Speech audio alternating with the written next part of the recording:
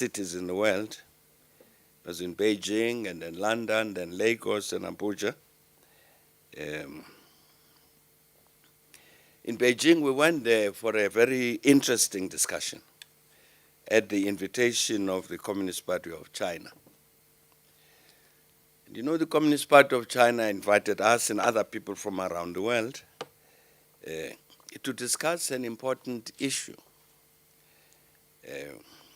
It was a bit startling for us as Africans. They wanted us to discuss the issue of corruption in ruling parties.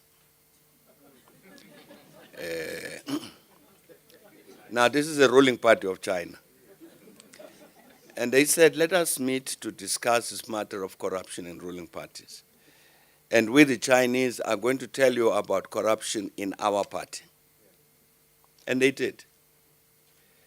They brought all sorts of people to explain what was happening with this corruption and its impact in terms of political governance, in terms of economic development, in terms of everything.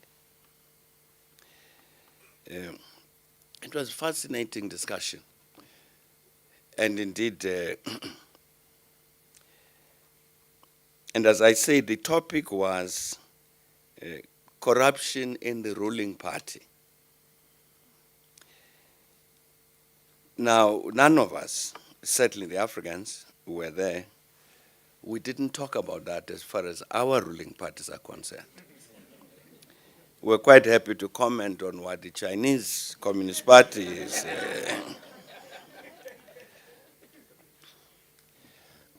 I'm mentioning it because it was fascinating that they have that kind of courage to look at themselves and to say, but here is a problem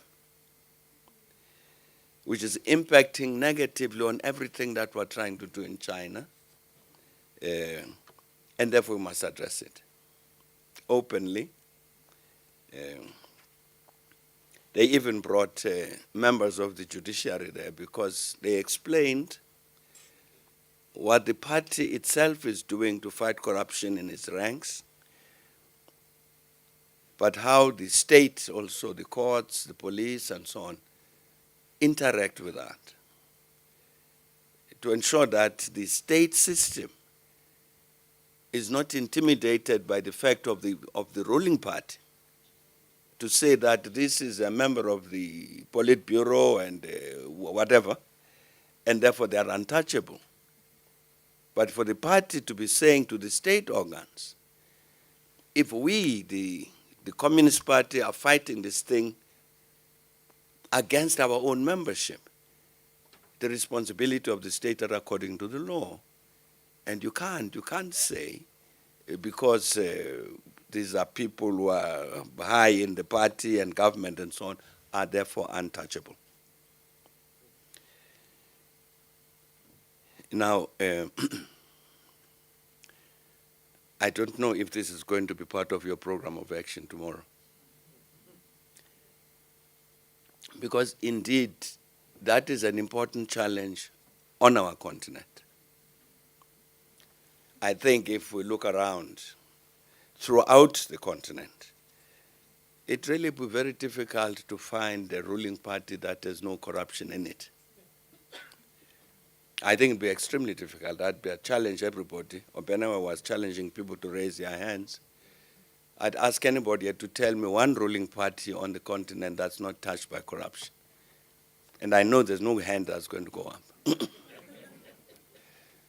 It's an important challenge because of its impact.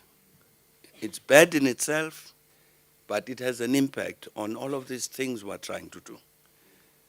This invention of the future and then this change of the status quo is this one of the matters on which the alumni forum should focus.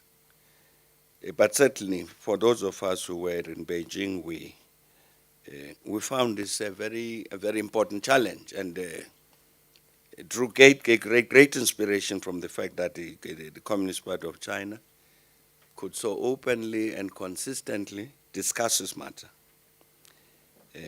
including mentioning names. I think at that point when we were there, that's 3.5 weeks ago, the highest person at that point that had been caught in the party system, and the party was dealing with this, was a member of the Central Committee, was responsible for intelligence throughout China. And so they were saying this person involved in corruption in the following way, and therefore the party must take whatever disciplinary action it does, and later the state organs would also take their own actions.